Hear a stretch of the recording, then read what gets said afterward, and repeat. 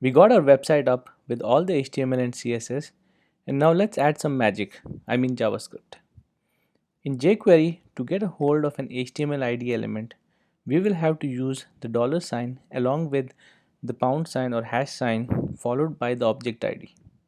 Since the ID is called search form for the form we created, we can access it using dollar hashtag search form. So what happens in the HTML when we press the search button is it tries to submit the form and calls the submit function in JavaScript, and that's what we are trying to implement. As soon as user clicks on the button, it will look for the submit function and find this JavaScript with submit function and execute the function provided.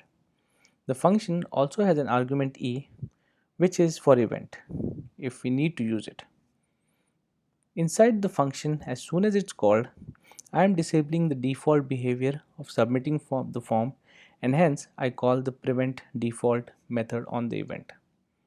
Next, I will make sure that the search images object has empty HTML inside it. If you remember, search images is where all the images are displayed. This will also make sure the next time user searches for something, if there were images from previous search, they are kind of cleaned off. So the .html function in jQuery is used to add HTML inside a particular element. In this case, we are setting it to empty. Now we need to get the text user inserted inside a text field. To do that, I will access the ID for the text field, which is search term, and get the value inside it. I have also assigned this value to a variable search term. Next, let's get the URL for the Instagram API, which provides us the raw data aka JSON we need. You can just go to developer section on their website and get this link. I have already created my account and fetched the URL. The URL is http api.instagram.com slash version1 v1 slash tags slash search term that I want slash media slash recent slash question mark client ID equal to your client ID that you generated in the previous video. Here I can add the item I need to search for, where is the search time a variable, which is the search term variable. Let's look at this URL on a browser. I have loaded the URL here. You can see that the data is provided as pure text and in more of a key value pairs. The thing I'm interested here is the data object, and inside that we have images where we have three types of images: low res, thumbnail, and standard resolution. We can pick which one we want and download once we download the JSON file. Let's go back and add some code. So last thing we did was adding the URL.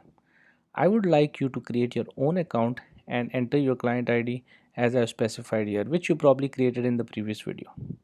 Once I'm done with this, I will call the display images for URL and pass the URL string to this function. This function will download the JSON and display the images. Of course, it's not that easy. We will have to implement this function. So I have a blank function now. I will use the .get method provided by jQuery to download the JSON. Let's see how that works. First, provide the jQuery symbol dollar and then call the .get method on it. You will have to pass the argument of the URL string, and then it will fetch and call the callback function along with the data parameter which has the entire JSON string. Once I have the data, I will get whatever HTML is inside search images ID and then run a loop over the data. Here I created a variable I and assigned it to 0 and want to run this loop for as many data elements we have inside JSON using the length property. And for each loop, the variable I will be incremented by 1. So inside I created an image tag with source from the data element at a particular index depending on which object I am parsing, and then get the images thumbnail URL. Also, I have provided a class of image thumbnail which is bootstrap and then provided my own custom class image which I will define in a little while.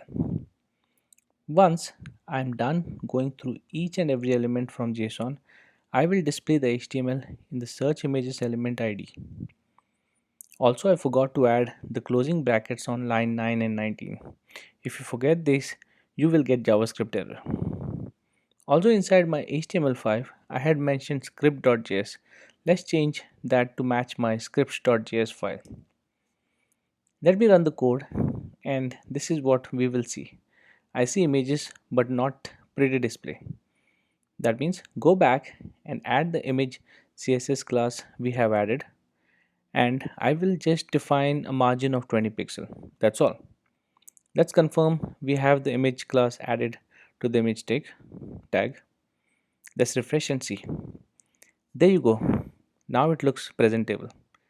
Next video, we will talk about infinite scrolling to display images as and when user scrolls down the page.